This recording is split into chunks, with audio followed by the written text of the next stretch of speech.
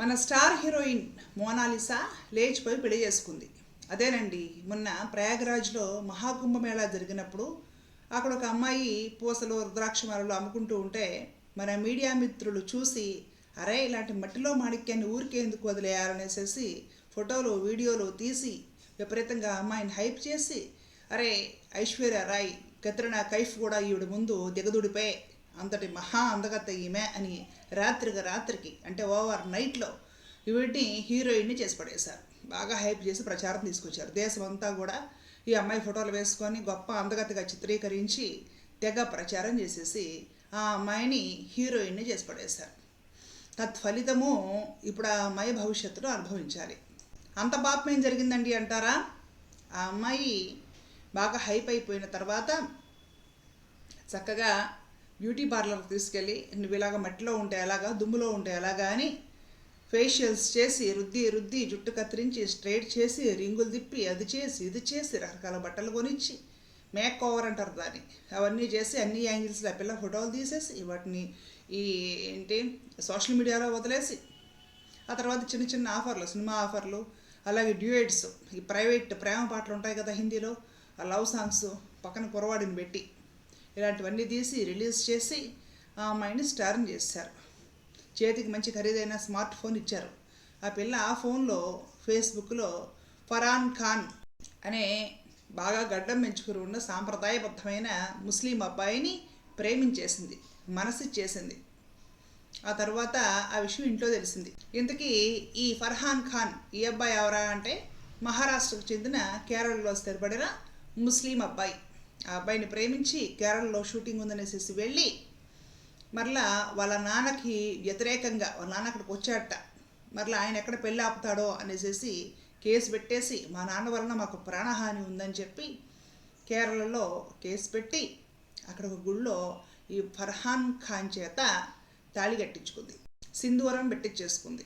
ఆ కేరళలో ఉన్న ప్రముఖ రాజకీయ నాయకులు, ఆ ప్రాంతీయ నాయకులు, అధికారులందరూ కూడా ఆ అమ్మాయికి ఆ ప్రేమ జంటకు మద్దతుగా నిలిచి చక్కగా కన్నుల పండుగగా పెళ్లి చేశారు. పెళ్లి చేసుకొని హిందూ సాంప్రదాయం ప్రకారం నాకు పెళ్ళయింది అని ఆ అమ్మాయి పబ్లిక్లో మీడియాకి వీడియో కూడా రిలీజ్ చేసేసింది. ఇంకేముంది, మన సోషల్ మీడియాకి కావాల్సినంత కంటెంట్ దొరికింది. ఇప్పుడు దీని గురించి చర్చలు ఎలా ఉన్నాయో తెలుసా? మా మతం ప్రకారం పెళ్లి చేసుకున్నాక, నిఖా చేసుకున్నాక మా మతంలోకి రావాల్సిందే, బురఖా వేసుకోవాల్సిందే, మా మతాచారం పాటించాల్సిందే అని ఒక వర్గం వాళ్ళు. కులాలకి మతాలకి అతీతంగా ఆదర్శ ప్రేమ వివాహం చేసుకున్నారు. మా మతం శాంతి మతం, మా మతంలో ఎలాంటివే ఉంటాయి, ప్రపంచం మొత్తానికి శాంతిని బోధించిన మతం మా మతం, కాబట్టి వీళ్ళు చేసుకున్నది చాలా మంచి విషయం, మేము హర్షిస్తున్నాము అనేసి ఇంకో వర్గం వాళ్ళు. అయ్యో మా మోనాలిసా లవ్ జిహాదీకి గురయ్యింది, మా మోనాలిసా ఎంత అమాయకురాలంటే పాపం నోట్లో వేలు పెడితే కొరకడం రాదండి, అంతటి అమాయకురాలని ఈ ఫర్హాన్ ఖాన్ అనే గెడ్డవాడు మోసం చేసేసాడు, ఫేస్బుక్లో వలేశాడు, ఆ అమ్మాయిని ఒక ట్రాప్లోకి దించారు, ఇప్పుడు లవ్ జిహాదీకి బలైపోయింది. కేరళ స్టోరీ, కేరళ 3 ఈ సినిమాకి మా మోనాలిసా బ్రతుకు కంటెంట్ అయిపోయింది అని మన హిందుత్వవాదులు ఆల్రెడీ వీడియోస్ మొదలు పెట్టేశారు. ఏ వర్గం వాళ్ళు ఆ వర్గానికి తగ్గట్టుగా సపోర్ట్గా వీడియోలు చేసేసుకుంటారు. మనం చేసేది అదే, అందుకంటే ఏం చెయ్యం. లవ్ జిహాదీ ఆదర్శవంతమైన ప్రేమ వివాహమా, లేకపోతే కులమతాలకు అతీతంగా బ్రతికే ఒక బ్రతుక, ముందు ఈ విశ్లేషణలు పక్కన పెట్టేస్తే ఆ అమ్మాయి ఈ తప్పు చేయడానికి కారణం ఎవరు, ఇంట్లో నుండి పారిపోవడానికి కారణం ఎవరు, కన్న తండ్రి మీద కేసు పెట్టడానికి కారణం ఎవరు, ఎక్కడో పరిచయమైన పిల్లాడి కోసము పారిపోయి ఇంతకు తెగించడానికి కారణం ఎవరు? ఒక్కసారి మీడియా పునరాలోచన చేసుకోవాలి. ఈ కామెంట్స్ పెట్టేవాళ్ళు, వీడియోలు చూసేవాళ్ళు కూడా ఒక్కసారి ఆవేశపడకుండా ఏ వర్గం వారు ఆ వర్గానికి అనుకూలంగా వీడియోలు చేసుకోవడము, అది అంతే జరుగుతుంది. అదేమి వింత కాదు, అలా జరగకపోతే వింత. ఏ వర్గం వాళ్ళు ఆ వర్గానికి భజన చేసుకుంటారు. ఈ భజనలు పక్కన పెడితే విషయంగా తెలుసుకునే ప్రయత్నం ఒకసారి చేస్తే భవిష్యత్తులో ఇలాంటి తప్పులు జరగకుండా దిద్దుకునే అవకాశం ఉంటుంది.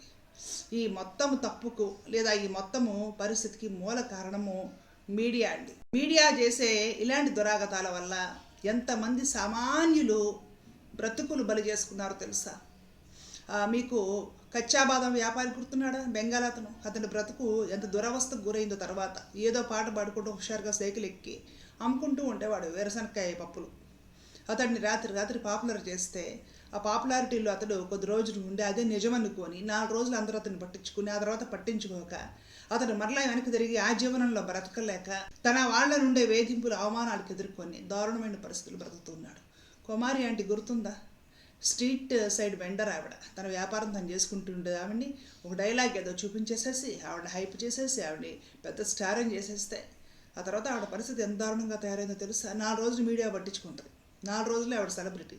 ఆ తర్వాత అందరూ మర్చిపోతారు. ఆ తర్వాత హాయిగా ఆ కుంభమేళాలో పూసలు అమ్ముకునే పిల్లని తీసుకొచ్చేసి ఓవర్ నైట్లో హీరోయిన్ చేసేస్తారు. దేశమంతా గుర్తించేలా చేసేస్తారు. ఒక్కొక్క మెట్టు ఎక్కాలి. విజయం సాధించాలని, సక్సెస్ అందుకోవాలంటే ఒక్కొక్క మెట్టు ఎక్కాలి. ఆ ఎక్కేటప్పుడు కష్టాలు, నష్టాలు, ఒడిదుడుకులు అవన్నీ వాళ్ళకి అనుభవం అవుతాయి కాబట్టి ఒక్కొక్క మెట్టు జాగ్రత్తగా ఎక్కుతూ ఉంటారు. అలాగా వెళ్ళిన స్టార్డమ్ నిలబడుతుంది. కానీ మీరే మొత్తం అన్ని మెట్లు ఎక్కిచ్చేసేసి ఓవర్ నైట్లో పైన కూర్చోబెట్టి నువ్వు ఏడే పడుండు అంటే ఇంకంతకు పైకి పోలేదు. చేసేది ఏంటంటే కిందకు జారి పడిపోవడం. ఈ పనులు మీడియా చేయడం అనేది చాలా సిగ్గుపడాల్సిన బాధాకరమైన అంశం. మీడియా అంటే మారుమూల ప్రాంతాల పరిస్థితులు, సామాజికమైన కొన్ని అవకతవకలు, దారుణాలు, దురాగతాలు, మూఢనమ్మకాలు, అలాగే సౌకర్యాల లేమి, విద్య, విజ్ఞానం, వైద్యం ఇలాంటి విషయాలపైన దృష్టి పెట్టి ఇలాంటి కంటెంట్ తీసుకొచ్చేసి ప్రపంచానికి చూపిస్తే అక్కడ పరిస్థితి మారే అవకాశం ఉంటుంది. అది వదిలేసి ఏదో ఒకటి మనకు వ్యూస్ కావాలి, ఏదో ఒకటి కొత్తగా చూపించాలనే ఉద్దేశంతో సాధారణమైన బ్రతుకులు బ్రతికే వాళ్ళని కూడా ప్రశాంతంగా బ్రతకనివ్వకుండా వాళ్ళని కూడా మీడియాలోకి జుట్టు పట్టుకొని ఈడ్చుకొచ్చేస్తున్నారు. అంటే ఇది దుశ్శాసన పర్వం అని చెప్పాలి. ఈరోజు ఈ పిల్ల తండ్రికి తెలియకుండా ఎవరినో ఫేస్బుక్లో చూసి ప్రేమలో పడిపోయి వాడి కోసం పారిపోయిందంటే మీడియాదే తప్పు. హాయిగా తన మనాన్ని తాను పూసలు అమ్ముకుంటూ హాయిగా బ్రతికేది. తన సామాజిక వర్గం ఏదో తన తండ్రి ఆ వయసు వచ్చినప్పుడు చూసి తనకు తగ్గ పిల్లాడిని చూసి పెళ్లి చేసేవాడు. ఏదో కష్టమో నష్టమో పడుండేవాళ్ళు, వాళ్ళు బ్రతికేవాళ్ళు. ఈ తప్పిదమైతే ఆ పిల్ల చేసేది కాదు కదా. ఓవర్ నైట్లు హీరోయిన్ చేసి ఆ అమ్మాయికి సౌకర్యాలు కల్పించేసేసి 4 డబ్బులు ఆశ చూపించేసేసి ఫోన్లు అన్నీ ఇచ్చేసి నువ్వు పెద్ద స్టార్వి అది ఇది అనగానే 4 ప్రేమ పాటలు డ్యూయెట్లు తీసి ఆ పిల్ల కూడా ప్రేమించాలనిపించింది. ఎవడో ఒకరితో పారిపోవాలనిపించింది. ఎవడో తగిలాడు ఫోన్లో. వాడికి మనసు ఇచ్చేసేసి వాడితో పారిపోయి కన్న తండ్రి మీదే పోలీస్ స్టేషన్లో కేసు పెట్టింది. రేపు ఆ పిల్ల జీవితం ఏమవుతుంది ఎవరికి తెలియదు. భగవంతుడి దయ వల్ల బాగుండాలని కోరుకుంటున్నాం. ఇప్పుడు దీనికి లవ్ జిహాదీ అని పేరు పెట్టుకునే వాళ్ళు కొందరు, మా మతాచారం ప్రకారం చేసుకుంది అనేసి కొందరు, కులమతాలకు అతీతంగా ఆదర్శ వివాహం చేసుకుందని మొత్తుకునే వాళ్ళు కొందరు, ఎవరి భజనలు వాళ్ళవి, ఎవరి గోల వాళ్ళది. 2 రోజులు 3 రోజులు వ్యూస్. ఆ పిల్ల బ్రతుకు నాశనం అయిపోతే ఈ వ్యూస్ కానీ ఈ వీడియోలు కానీ సమాధానం చెప్పవు.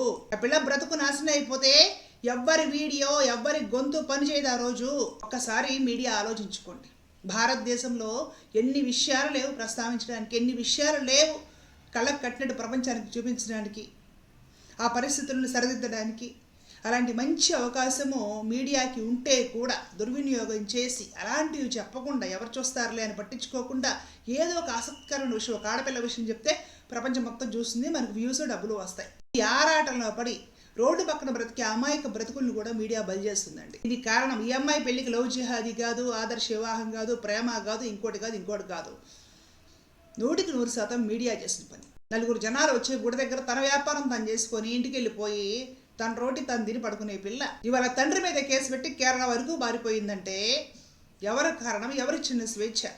రాత్రి హీరోయిన్ చేసి పడేశారు, స్టార్ అని చేసి పడేశారు. ఆ పిల్ల ఏదో ఒక కళల జీవితం నిర్మించుకుంది. తదనుగుణంగా ఎవడో దొరికాడు, ఎగిరిపోయింది. పిల్ల బాగుంటే మంచిదే. రేపు దాని బతికి ఏదైనా అయిందంటే మొత్తం ఈ బ్రహ్మహత్య పాతకం మొత్తం మీడియాదే, గుర్తుపెట్టుకోండి. దయచేసి మీడియా ఏది చూపించాలో, ఏది సమాజానికి అవసరమో అది చూపించాలని కోరుకుంటున్నాను. అక్కర్లేనివి ఏవి పడితే అవి ఆడపిల్లల జీవితాలు, రోడ్డు పక్కన బ్రతికే వాళ్ళ జీవితాలు అట్లా వేరు పెట్టి కదిలించి వాళ్ళలో ఏదో ఒక స్పెషాలిటీ ఉందనేసి రాత్రికి స్టార్ట్ చేసి ఆ కచ్చా బాదాం బ్రతుకు అంతే అయిపోయింది. బెంగాల్ వెండర్ ఈ పిల్ల బ్రతుకు అంతే అయిపోయింది. ఇంకెంతమంది బ్రతుకులు బలి చేస్తుందో ఈ మీడియా. ఏదేమైనా కూడా ఈ అమ్మాయి జీవితం బాగుండాలని, సాఫీగా సాగిపోవాలని, ఏ విధంగా ఈ అమ్మాయికి అనర్థం జరగకూడదని భగవంతుడిని ప్రార్థిస్తున్నాము. మీరందరూ కూడా భగవంతుడిని ప్రార్థించండి. జై హింద్.